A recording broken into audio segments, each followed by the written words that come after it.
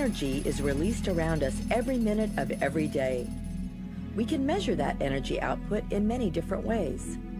For instance, one way is by measuring the amount of work that is completed in a period of time, by horsepower, pounds of thrust, tons of explosives.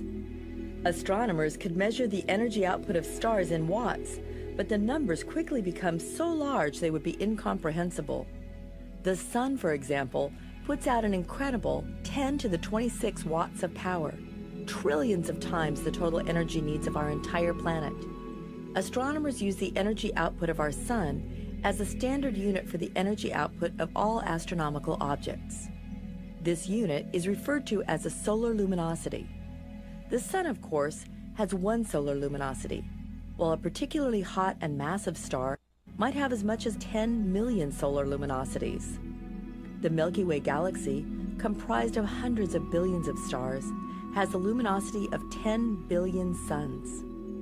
And yet this energy output is minuscule compared to that of some exotic galaxies in the universe.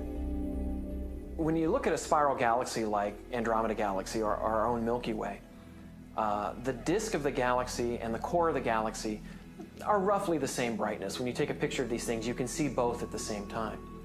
But it turns out there's a kind of galaxy where it's much more difficult to see that. The nucleus of the galaxy, the very center of the galaxy, is much, much brighter than average. When you take a picture of these galaxies, the nucleus can actually totally overwhelm the rest of the galaxy. And what you're really seeing is that most of the energy of this galaxy seems to be coming from a very small region in the center.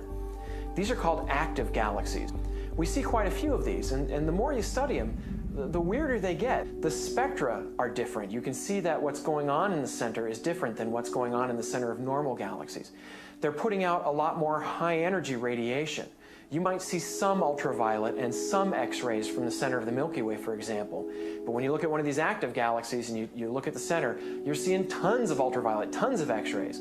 From some of them, you even see gamma rays, the highest energy form of light, that you really don't see very much of at all coming from normal galaxies.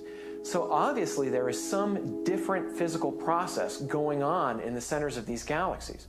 Astronomers refer to these huge energy sources as active galactic nuclei, or AGN. So an active galactic nucleus basically is the central region of a galaxy, and it's really defined as being a very bright center, a very active center. There's a lot of energy coming out of this very compact region in the center of the galaxy. Recent advances in telescopes and detectors that operate in multiple wavelengths have refined astronomers' understanding of these AGN. But astronomers of the early and mid-1900s did not have the advantages that modern instrumentation provides, and were faced with a puzzle that involved several seemingly unrelated and bizarre objects.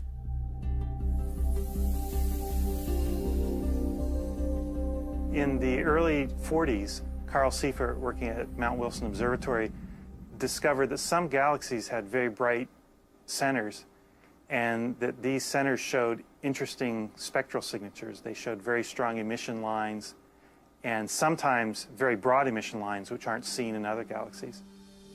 A spectrum from a normal galaxy will be a composite of the spectra of all of the stars within it.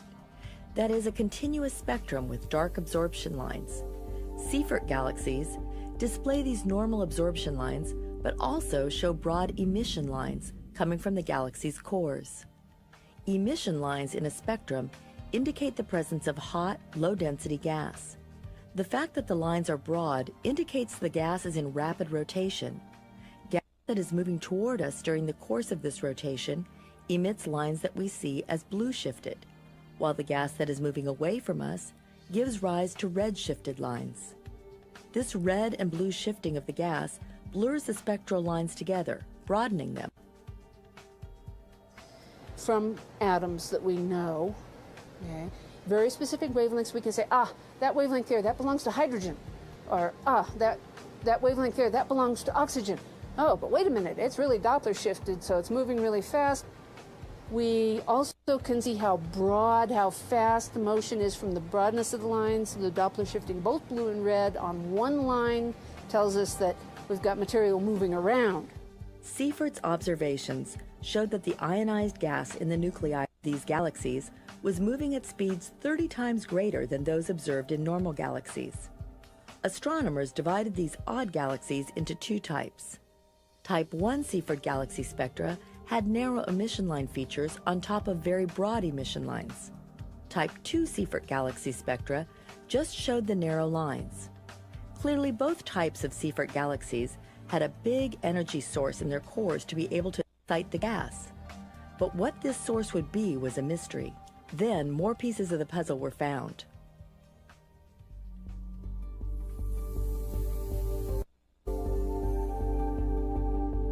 In the 1950s, radio astronomers doing maps of the sky found a class of objects. They weren't sure exactly what they were at first, but often they appeared to be doubles, as if they came in pairs. Not always. Some of them were single. And in the 50s, they found that those were associated with galaxies as well, but they didn't really know how they related to Seifert's galaxies, so that they were basically just called radio galaxies. A radio galaxy is a galaxy that not only emits visible light like that you see with your eyes, but it also emits radio waves. At low-energy radio wavelengths, radio galaxies look very different than how they appear in visible light. What astronomers see in these different wavelengths helps them understand not only the physical processes in these galaxies, but also what's going on in different regions of these galaxies. At the longest wavelengths, the lowest energies, radio waves, they typically don't see what we normally think of in galaxy pictures. They don't see the starlight, and they don't see a lot of what we normally associate with pictures of the Milky Way or the Andromeda Galaxy. What they see instead typically are these big radio lobes that are outside the boundaries of these galaxies. Sometimes by themselves, but more often in pairs, these lobes were found to be associated with galaxies containing active galactic nuclei. Galaxies with this property are often referred to as double-lobed radio sources. And the way that they're formed is that particles get accelerated to very close to the speed of light, 99% or 99.99% of the speed of light. And they get shot out typically in two beams on either side of the galaxy. And eventually these beams kind of fall apart, or they hit something well outside the galaxy, and then they form these big diffuse lobes of radio energy. But what was accelerating the particles to almost the speed of light? Were these radio galaxies related in any way to Seifert galaxies? The mystery would grow in the 1960s when even more puzzling objects were discovered.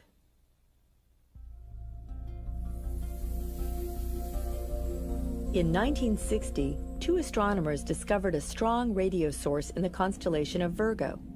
They compared the position of their source to objects in a map of the sky at visible wavelengths and only found a faint blue star. When a spectrum of this object was taken, there were emission lines, but at wavelengths where no lines had ever been seen before. The object didn't appear to be either a star or a normal galaxy. The breakthrough came when Dutch astronomer Martin Schmidt realized the lines were normal hydrogen lines, but hugely redshifted. Soon, more objects like this were found, and astronomers dubbed them quasars, for quasi-stellar radio sources. Quasars were noticed as objects that appeared to be stars, but their light spectra showed enormous redshifts, so we knew they were not within our own galaxy.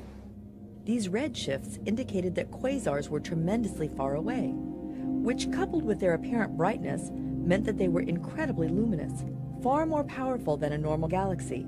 This stunned astronomers. Maybe the redshift is wrong, maybe it's in our galaxy, maybe it's not. Well, eventually, people came to pretty much agree that all these objects are outside our own galaxy, very, very far away. The redshifts that we see are truly cosmological, truly large distances. The next clue was found when astronomers studied how quasar light changed over time. They found that quasars display rapid fluctuations in their luminosity, sometimes changing by in just a few days. This indicates that the source of a quasar's energy is not more than a few light days across. incredibly tiny compared to the size of a galaxy. But what could drive the release of energy tens to thousands greater than a normal galaxy while occupying a volume of space smaller than our solar system?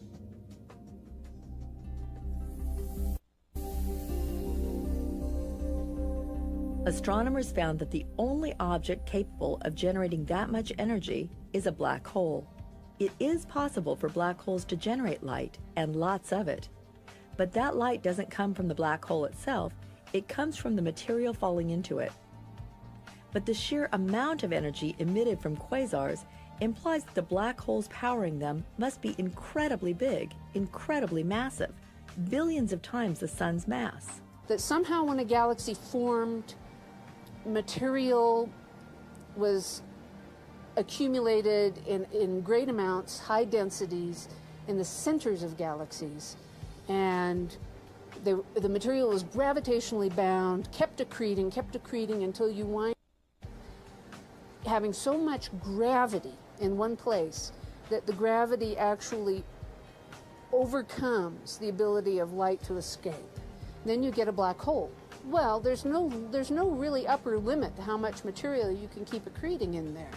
So what we're talking about is something that is maybe hundreds of thousands to 1 million or more times the mass of the sun, all located at the very center of a galaxy and taking up space that is of the order of solar systems in size. Black hole itself doesn't actually produce that much energy, but it's the gravitational pull of the black hole that is converted into energy that we can see. And how it does this is that the gas and dust surrounding the black hole coming down, caught in that gravitational field, orbiting and gradually spiraling in toward where that supermassive black hole is. The material is just atoms, and these atoms start colliding and crashing into each other because they're being they're funneling down into this high density region. And atoms are just whacking each other every place, and as they whack each other, they knock their electrons off, they strip their electrons off. Occasionally an electron will find another atom and recombine with it, and it lets off electromagnetic radiation. And that's what's shining. It's actually the environment of the supermassive black hole. Now, there are several parts to the environment. The very inner part, what's you'll usually hear referred to as the accretion disk, that's the material that's directly falling into the black hole.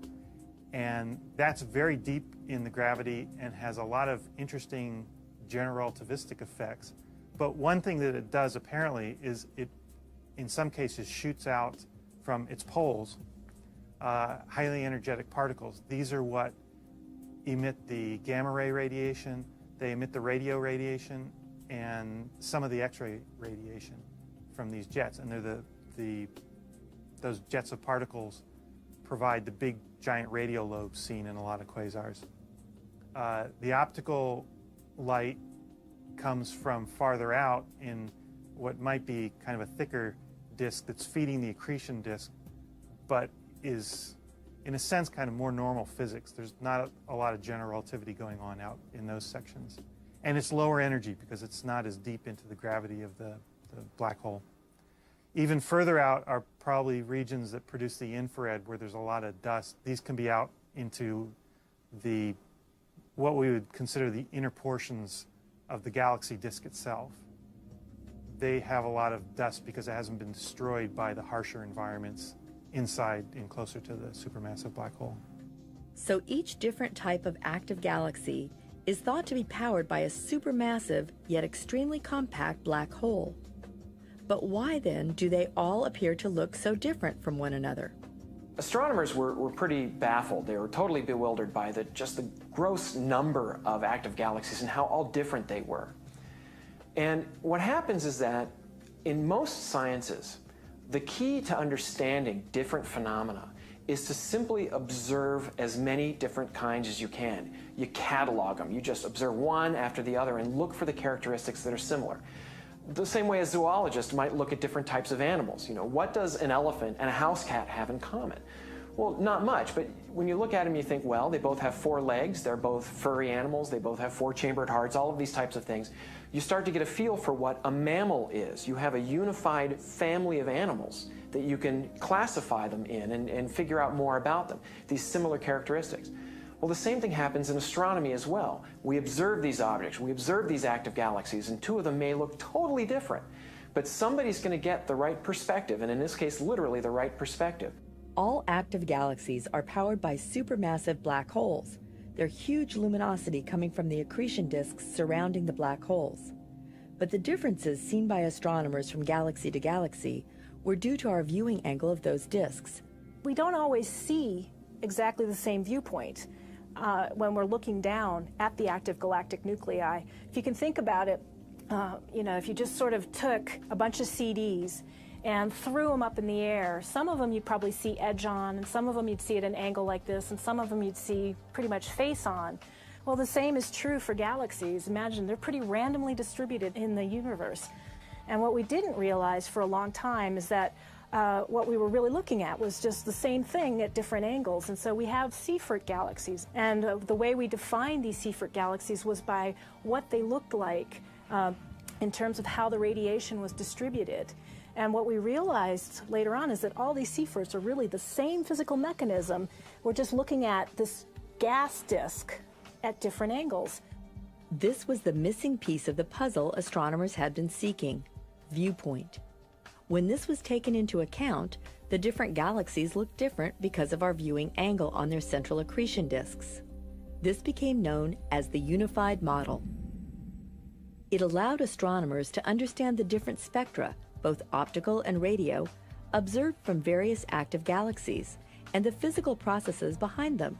Imagine if you're looking at it straight on like this, it's really hard. You don't see all that matter and radiation that's emitted along the axes very easily because there's this gas and dust blocking your view. Whereas if you're at an angle, you might be able to see a little bit of it coming towards you because you get a little bit less blockage this direction, but you don't see anything behind it. If you're face on, you've got everything coming at you. And so the different Seyferts are really just the same thing where you're looking through different amounts of this disk gas. We've discussed an accretion disk in the plane of the supermassive black hole. But in the inner parts of that accretion disk, what happens is that something forces particles and energy out the 2 poles. And this is called the double exhaust model. There's 2 oppositely directed jets of material. This material forms the radio jets and eventually the double-lobe radio source when the radio jets decay. It's also where a lot of the high-energy radiation comes from, the gamma rays and the X-rays. Understanding what drives active galaxies and the angles of observation clarified for astronomers why they sometimes detected only 1 jet in some radio galaxies and 2 in others. Now, the double exhaust model, because the particles that form the jets are highly relativistic, going very close to the speed of light, there's an interesting general relativistic effect. If you're viewing the object from the sides, so that the double exhaust is coming out to either side, you basically don't see the jets at all. You just see the double lobes. The reason is that the relativistic particles emit their light along the direction of the jet, so they're not emitting light towards you. Now, as you change your point of view towards looking more down the jet, you start to see the jet that is pointed towards you because that's where it is radiating its energy along the direction of motion of the jet. But the one on the opposite side is even fainter than it was before because it's sending its radiation away from you. So you're even less likely to see that. Now, it turns out that a lot of single-sided, single-jet radio galaxies were known in the early days, and one of the challenges was to try to see the counterjet.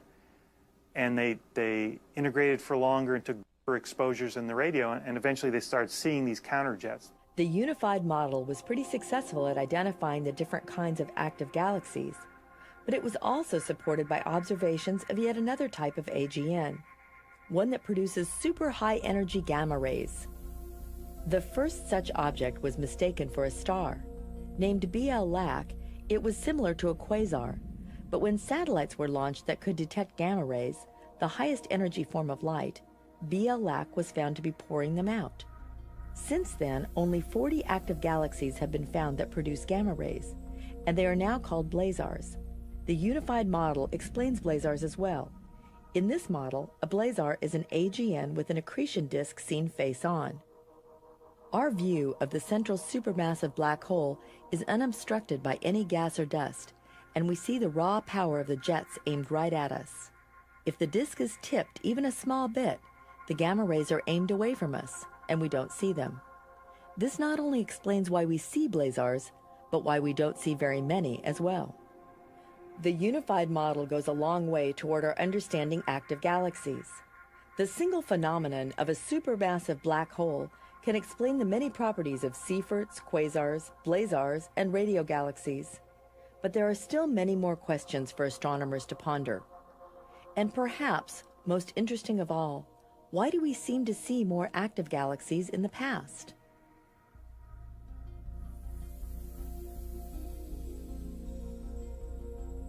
Although some active galaxies are nearby, we see many more at a great distance, indicating there were more AGN in the past when the universe was younger and fewer today. Why should this be? Because we don't tend to see these extremely bright active nuclei today, which it would indicate there's been some sort of evolution. There's been a change in how these things work over time. We're not getting these enormous quantities of luminosity due to the radiation coming out anymore. One possible explanation is that galaxy mergers in the early universe could have triggered the creation or the feeding of the supermassive black holes.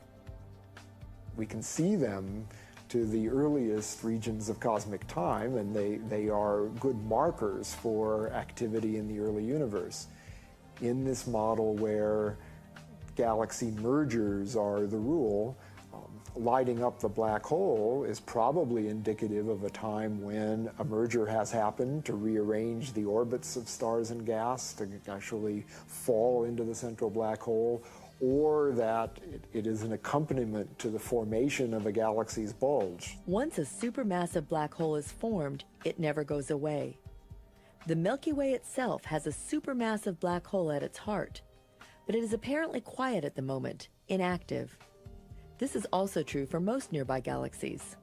There's no gas trickling into them, and we infer their presence from the extraordinarily rapid orbits of stars right near the center. So there's a huge hidden mass that's making the stars move around. Yet when we look back in cosmic time, when the universe was a third of its present age, that was the era of quasars, and luminous quasars were 1,000 times more common in a volume of space than they are today. But modern instruments and multiple surveys, using both ground and space-based telescopes, are starting to help astronomers understand what happened in the time between the early universe and today.